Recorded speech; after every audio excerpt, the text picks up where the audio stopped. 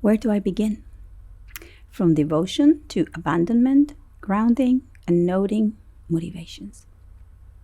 Didn't I mention last week that the mind was going to be shooting at many targets at the same time? Well, you will notice by the end of this text or listening to this. For your sanity and mine, I will include a table of contents and take your time. Knowing how to be alone, knowing how to be with others, community and individual needs. The individual who senses his aloneness, and only he, is like a thing subject to the deep laws, the cosmic laws. If a person goes out into the dawn and gazes out into the evening field with happenings, if he senses what happens there, then all situations fall away from him as from someone dead, even though he stands in the midst of life. Rilke. The sun is in Gate-Hexagram 40, and the earth is in Gate-Hexagram 37. As programming partners, they also activate the tribal channel of community, a design of being a part, seeking a whole.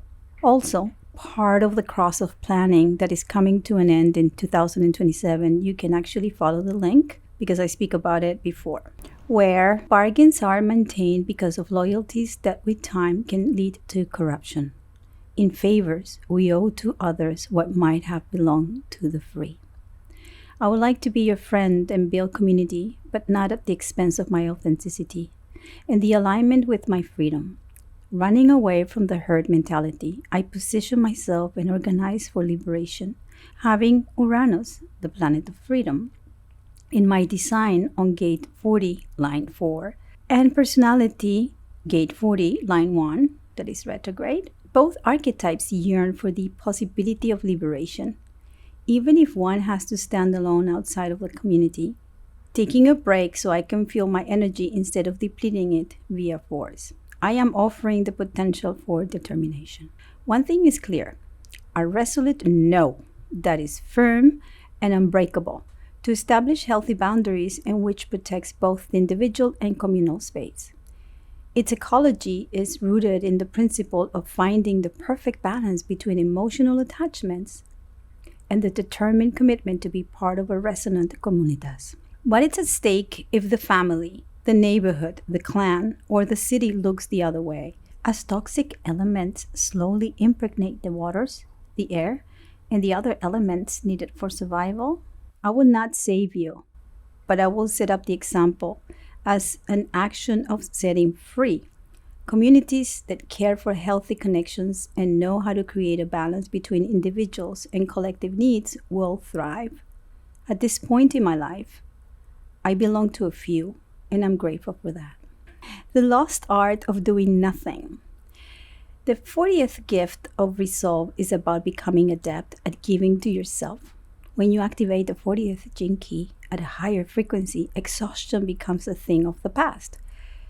When your life force is aligned correctly, you will discover that there is a vast amount of energy available to you.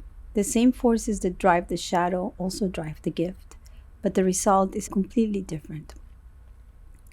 Everything about the 40th gene key is about having boundaries, and in order to create boundaries, you have to be able to deny other people access to your energy.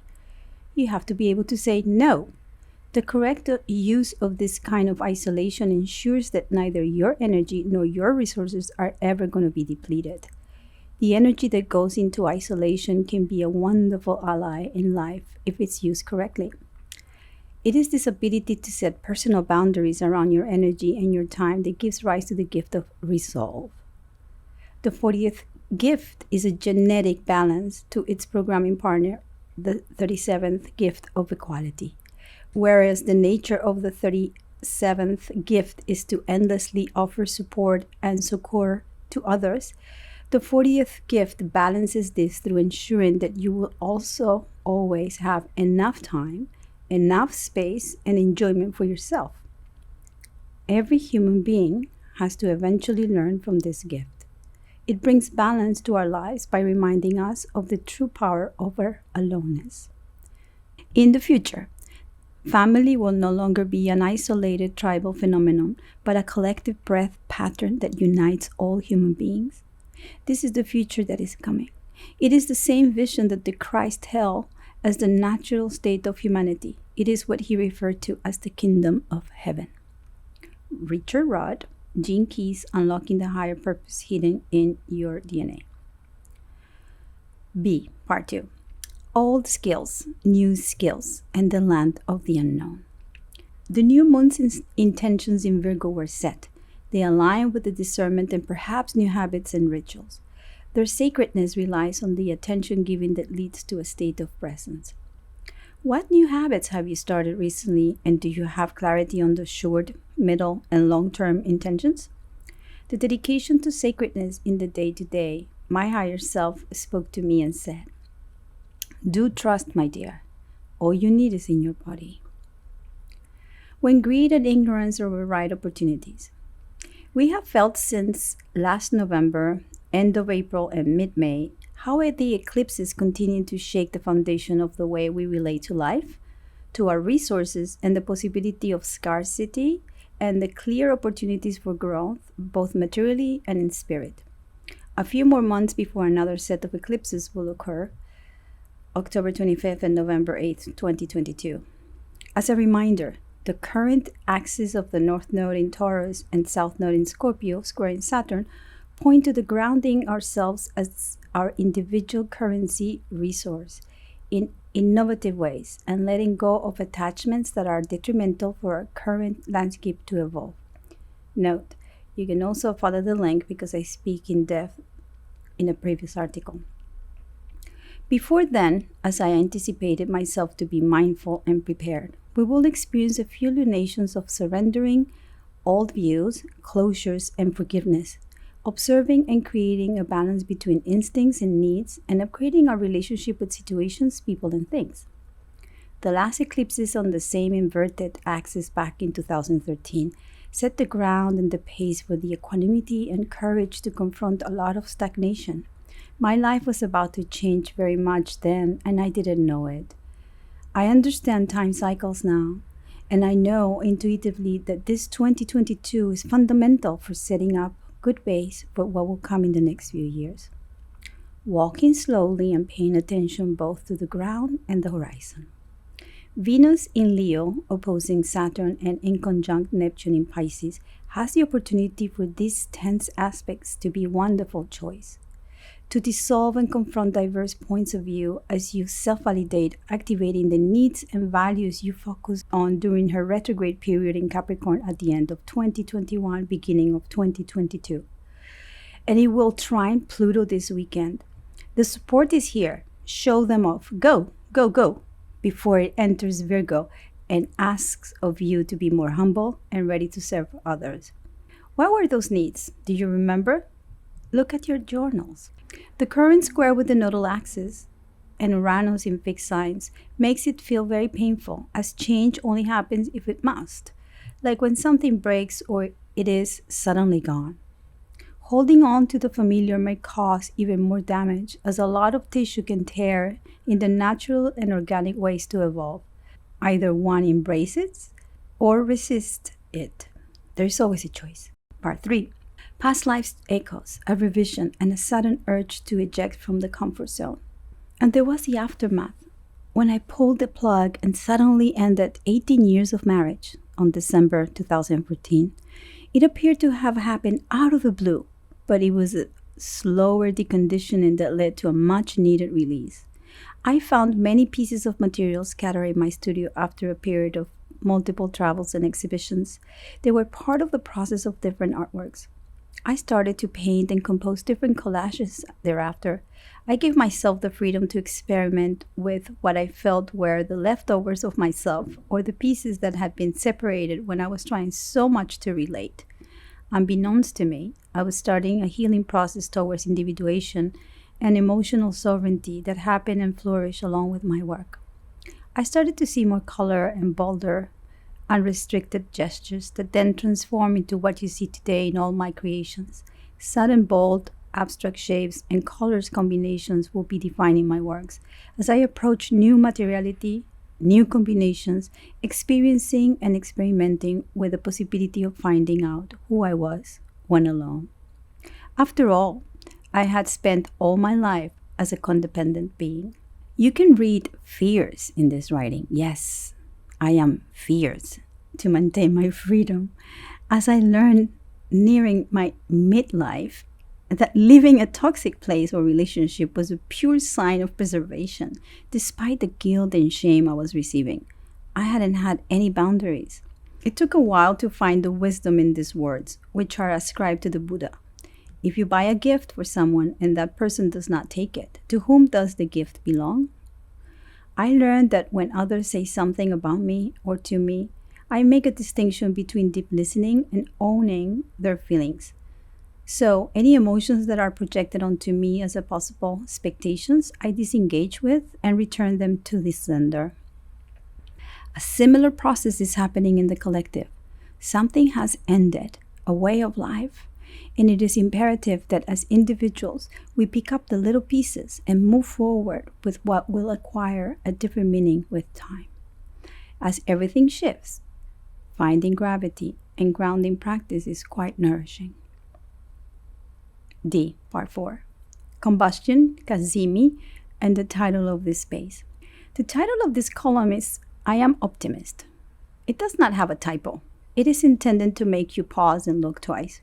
This space is grateful to have Mari as a copy editor, for she does a beautiful job. But there are times our schedules collide, so I post without having another set of eyes to correct and refine what seems so clear to me and so abstract for others, full of ideas intertwined. Somehow, the time in between writing and catching typos is anachronic, so until I probably have read the text for a third or fourth time, I may or may not see something off. It was not like that before. As a polyglot, instead of writing impeccably in many languages, something has emerged with time. I seem to have caught some late dyslexia. Contrary to the belief that it is a disease, it is a way of grasping and conveying letters and numbers in the written form, and I tend to misplace letters, words, or invert them in their order. I see them in my head one way and note them as a mirrored image. I was born during a Mercury Cazimi retrograde. By 7 minutes, it created an inferior conjunction to the sun. According to the old folk, Cazimis are extremely rare, and the word coming from Arabic implies being in the heart of the sun. I may be skilled in writing or other forms of expression of ideas.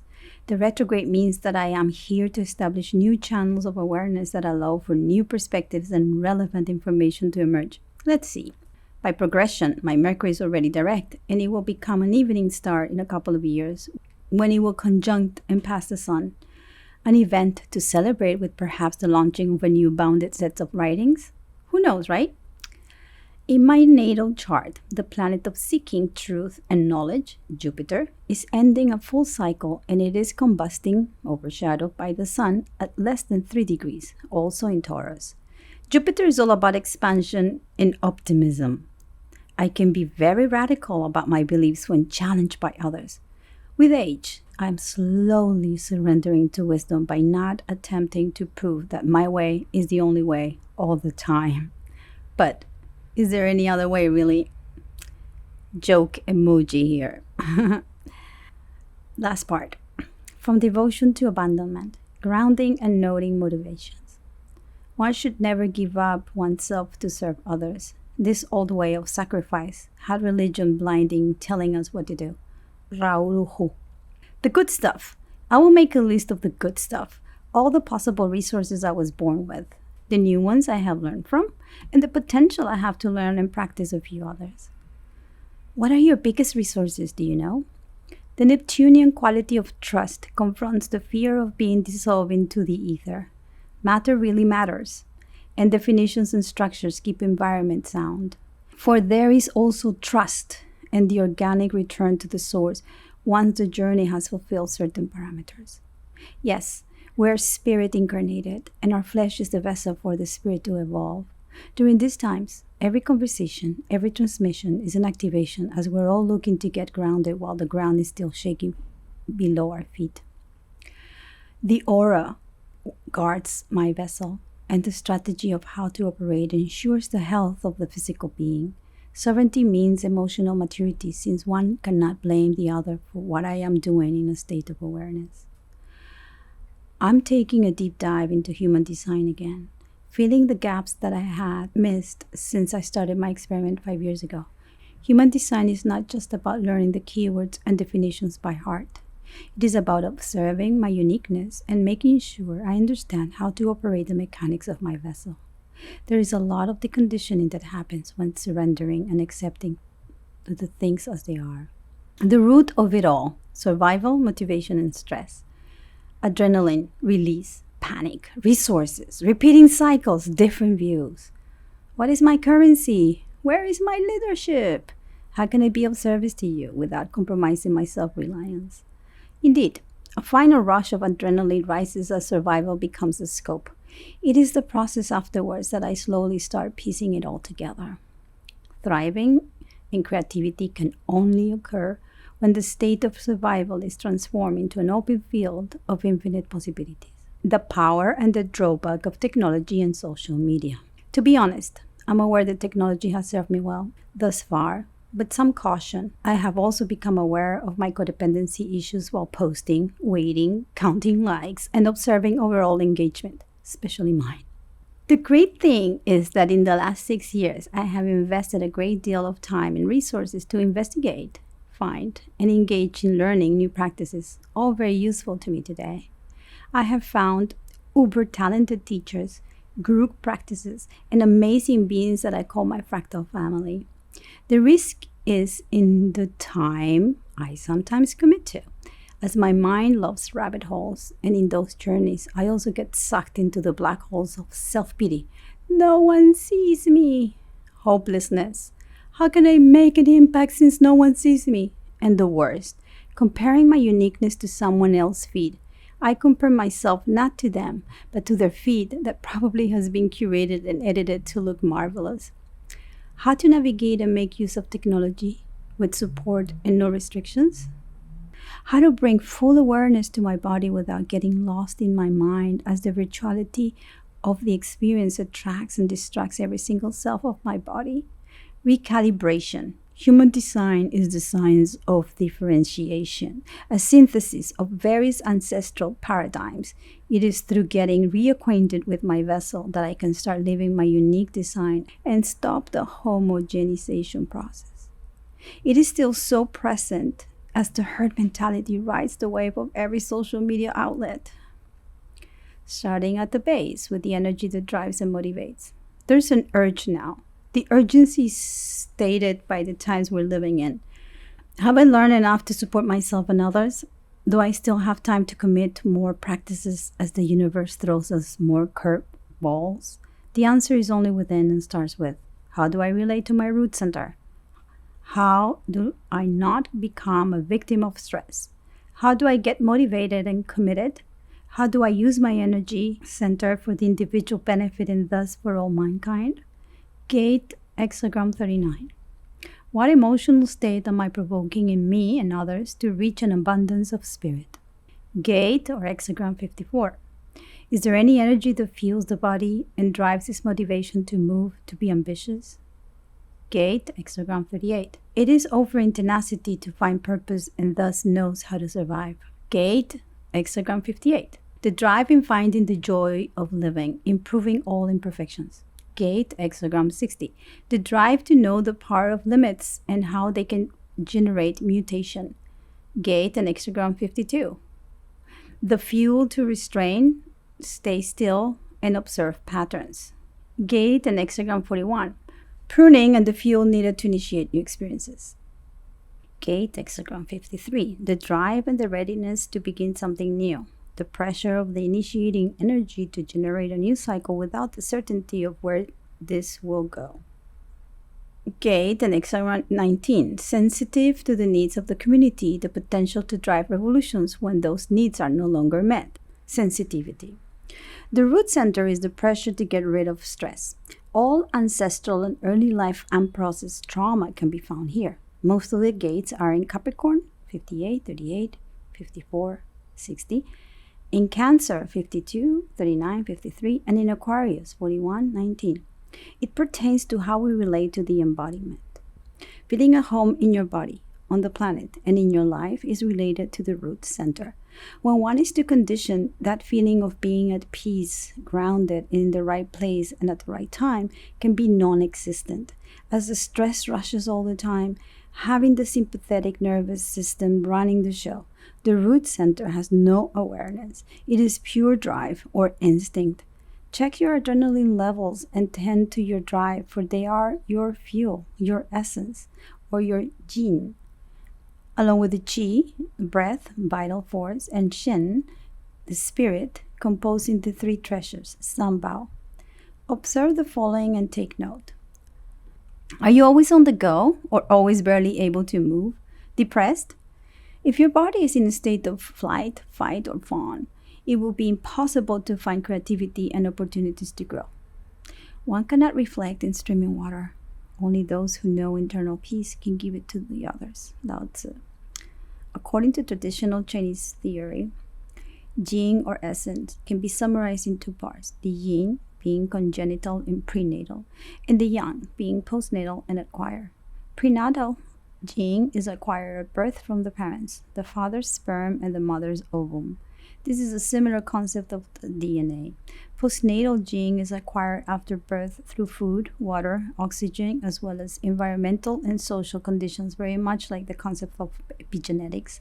The concept is expounded in the Taoist cosmology of the Bagua. Some images about Ellsworth Kelly that I'm very inspired. Thank you. Have a great week. This was long, but it was juicy and worth it.